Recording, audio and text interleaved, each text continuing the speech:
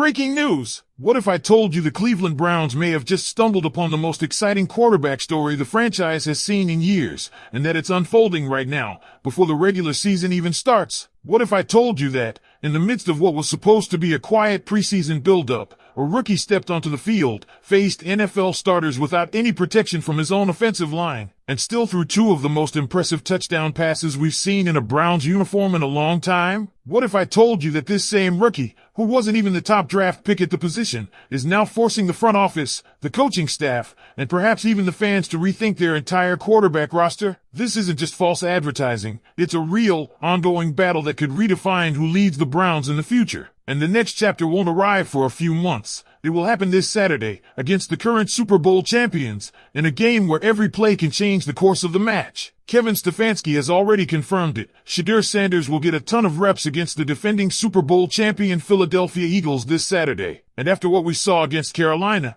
that's more than just routine coach speak. This is a real opportunity for a young quarterback who has already shown flashes of NFL-level poise, accuracy, and playmaking ability to prove he can do it against one of the deepest rosters in football. I have a few more things to tell you, but before I continue, make sure you like this. But only do so if you've been a Browns fan for over 20 years. It's always great to see loyal fans of all generations interacting here. It means a lot to us. If you can, right, go, Browns. My heart bleeds brown and orange. Okay, let's go. We're not talking about garbage time throws or stat padding against backups. Sanders put up 14 completions on 23 attempts, racked up 138 yards, threw 2 touchdowns, and didn't give the defense a single takeaway. His passer rating, 106.8. And he did all of that without a single starting offensive lineman protecting him. That's not just good for a rookie. That's impressive by any NFL standard. And if you think he was only going up against scrubs, think again. Carolina rolled out their starters in that first quarter,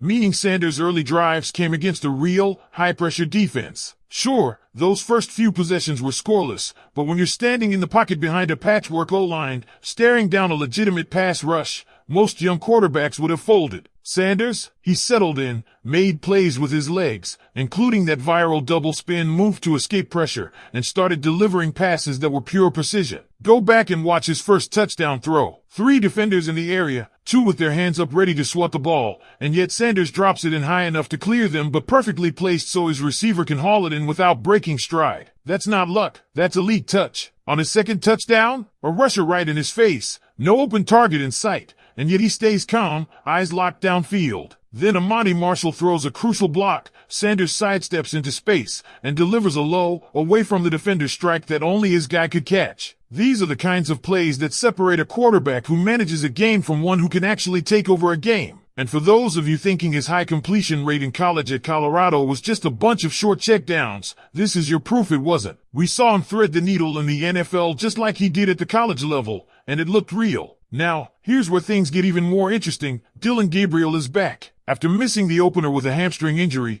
Gabriel returned to 11-on-11 drills in practice and could start against the Eagles. That means we're not just getting a look at Sanders against the top-tier defense, we're getting a rookie quarterback battle. Gabriel was drafted before Sanders, he was supposed to be the guy, but now the spotlight is on Shedeur. That puts serious pressure on Gabriel to deliver in his first live NFL snaps, because right now, Sanders has the momentum, the hype, and frankly, the more impressive tape. And it's not just hype from fans. LeBron James was tweeting during Sanders' debut, "Our Browns watch party pulled in over 158,000 viewers, and the energy around this kid is undeniable." That's why this Saturday's joint practices and preseason game aren't just another step in camp. They could be the moment that starts to shift the depth chart. Now, I'll be honest, if this decision was mine, I'd already be looking at Sanders as the most talented quarterback in the room. Yes, Joe Flacco's experience is valuable, but this isn't about who can get us to 9 wins this year. This is about who can lead this franchise into the next era. Sanders has that chip on his shoulder, the kind you can't fake. He knows he shouldn't have gone in the 5th round,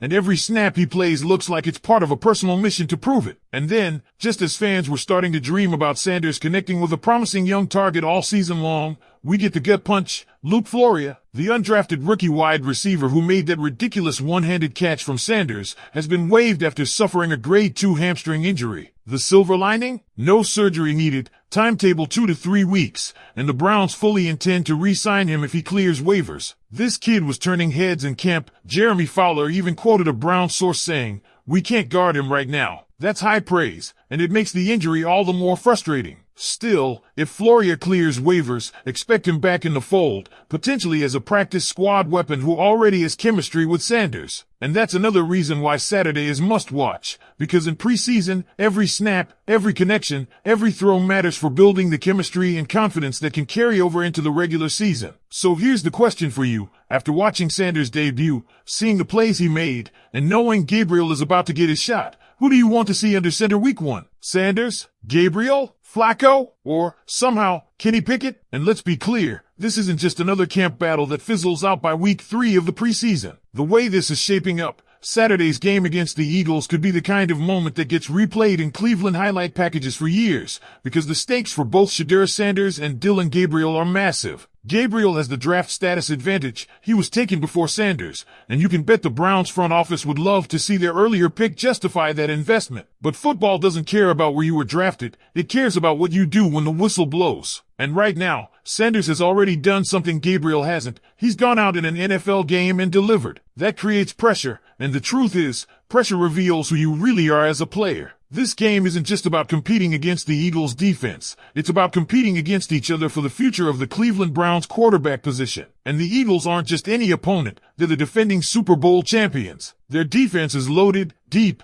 and ruthless in how they bring pressure. For a rookie QB, going up against them is like stepping into the deep end without floaties. But if you can hold your own against that, you've proven you belong. That's why the reps matter so much here. Sanders already passed the "can you handle live NFL action" test. Now it's "can you do it against the best?" And Gabriel? He doesn't have the luxury of easing into things. He's stepping in against a defense that will test every read, every throw, and every ounce of composure he's got. Fans are going to be locked in on every snap, every audible, every sideline shot between drives, looking for signs of who has it. And make no mistake, the players feel that energy, too. Sanders has already shown flashes of the cool, controlled leadership you want in a QB1. Gabriel is about to get his chance to show he can match that or surpass it. And that's where this gets really fun, because neither guy wants to be the one looking up the depth chart when week 1 rolls around. Now, while all this is happening in the quarterback room, the Luke Floria situation is still a storyline worth keeping in mind. Here's a kid who wasn't supposed to make headlines, wasn't even supposed to be in the main rotation this early,